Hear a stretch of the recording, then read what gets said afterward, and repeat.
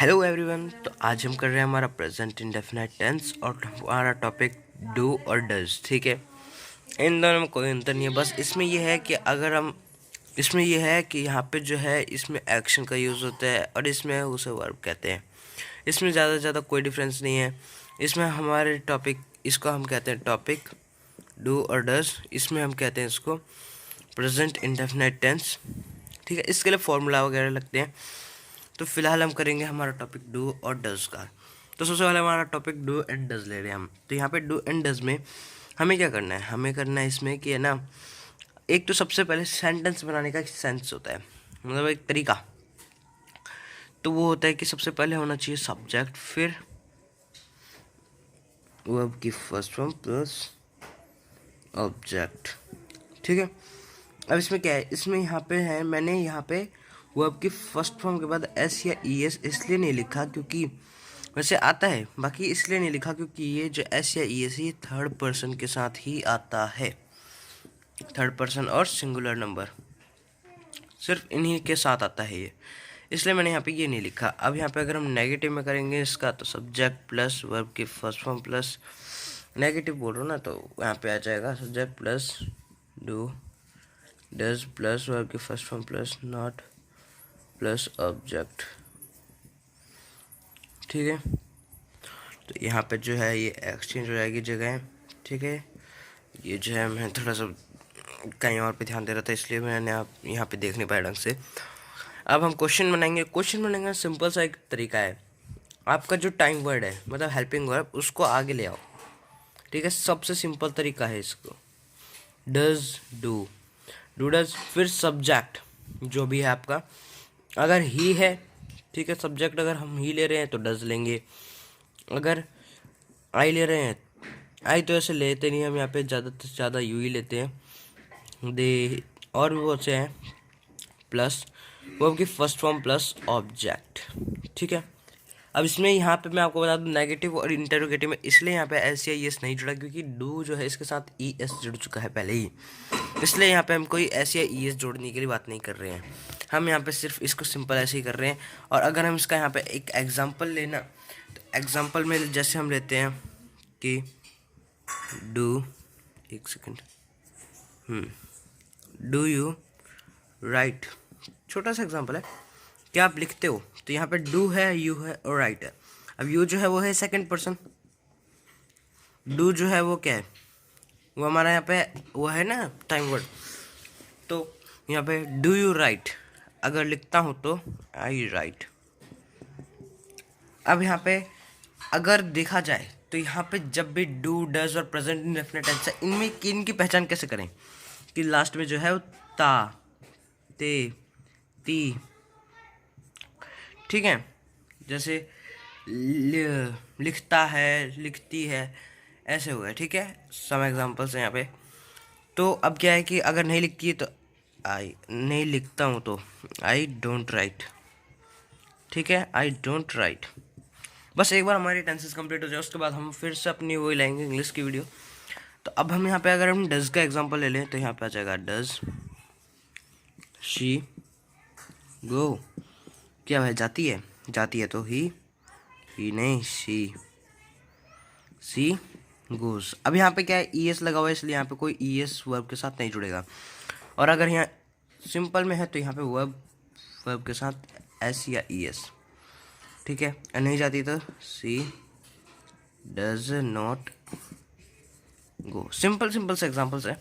अगर हम यहाँ पे अगर प्रेजेंट इंडेफिनिट टेंस ले तो उसमें भी यही बताना चाहता है। ठीक है, पर इसमें ये क्या है, इसमें हमें फॉर्मूले बताएंगे और भी बहुत चीज़ें बताएंगे, अलग अलग करके बताएंगे। जैसे मैंने यहाँ पे लिखा है डू यू राइट, तो इसमें अलग अलग करके बताएंगे, इसका वो बताएंगे कभी कि नाउन क्या है, एडजेक्टिव क्या है, ऐसे बताते हैं कभी कभी। तो इसमें क्या है, इसमें सिंपल वे है आपको सीखने का, ये सिंपल वे है आपको सीखने का। और इसमें क्या है, इसमें आपको बहुत सी चीज़ें करनी होती है, इस वजह से कुछ लोगों को टेंस नहीं आती। यही कारण है क्योंकि उसमें ये होता है कि बहुत कंफ्यूज हो जाते हैं और कभी कभी ये होता है कि उनके यूज़ करना ही नहीं जानते वो लोग।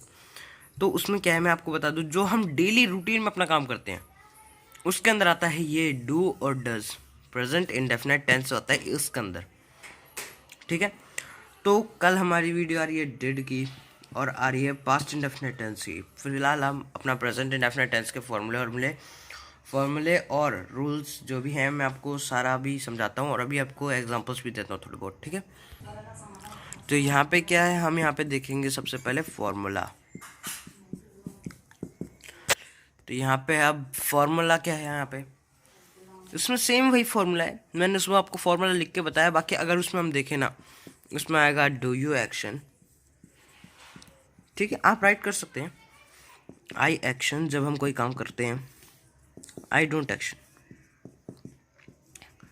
बस मैंने आपको जो है वो ऐसी मतलब उसमें बता दिया, पर फॉर्मूला जो है वो प्रेजेंट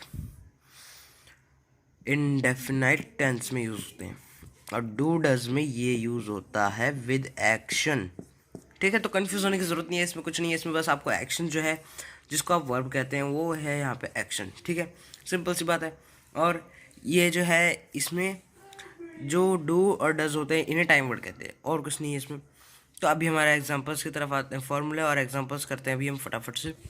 तो यहाँ पे हमारा फॉर्मूला है सब्जेक्ट प्लस वर्ब के फर्स्ट फॉर्म प्लस एस या ई एस प्लस ऑब्जेक्ट।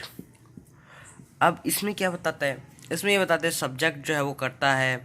अब यहाँ पे एस या ई एस जो है वो वर्ब के साथ लगेगा, वर्ब जो है वो कोई वर्क होगा जो हम करेंगे, जो सब्जेक्ट के ज़रिए जो काम हो रहा है उसे कहते हैं क्रिया, और वर्ब जो है वो उसको कहते हैं क्रिया है, ठीक है। सब्जेक्ट जो है वो जो काम को करने वाला होता है,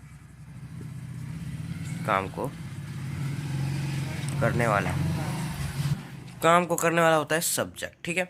अब यहाँ पे ऑब्जेक्ट जो है वो बाकी का बचा हुआ रह गया, ठीक है। बाकी जैसे अब जैसे गो टू टेम्पल ले लेते हैं हम, ठीक है, एग्जाम्पल में ले लिया गो टू टेम्पल। तो गो जो है वो हमारा हो गया यहाँ पे वर्ब, ठीक है।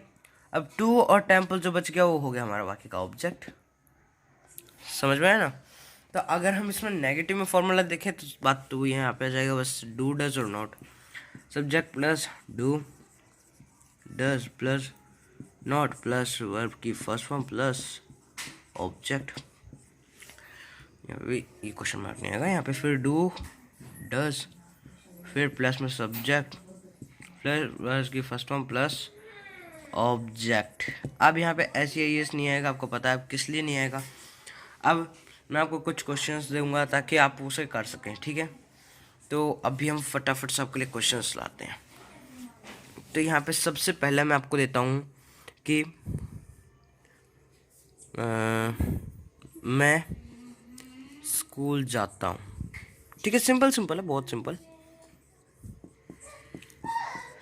अगर आप करना चाहें तो कर सकते हैं, नहीं तो आपको वैसे अगर चाहे ना तो आपको प्रैक्टिस वैसे करनी चाहिए इस चीज़ की। तो मैं स्कूल जाता हूँ, ठीक है। तो यहाँ पे मैं स्कूल जाता हूँ, एक ये है आपका, आपको इसको तीनों में करना है। सब्जेक्ट ये जो हो गया एफर्मेटिव, नेगेटिव और इंटरोगेटिव, तीनों में बदलना है इसको। अब नेक्स्ट मैं आपको देता हूँ, मैं अपना काम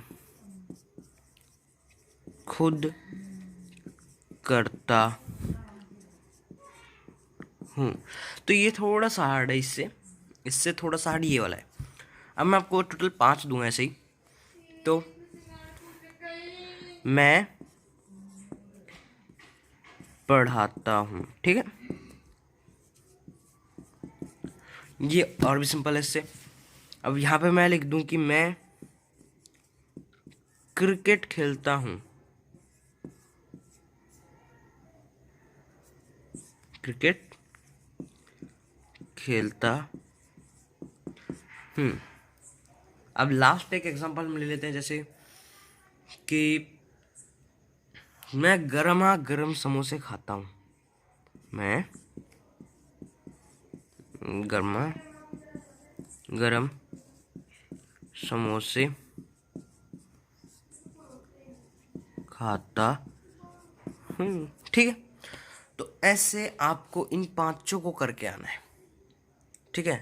तो अगर आपको समझ नहीं आया तो मैं दोबारा रिपीट कर सकता हूँ। मैं स्कूल जाता हूँ, मैं अपना काम खुद करता हूँ, मैं पढ़ाता हूँ, मैं क्रिकेट खेलता हूँ और मैं गर्मा गर्म समोसे खाता हूँ।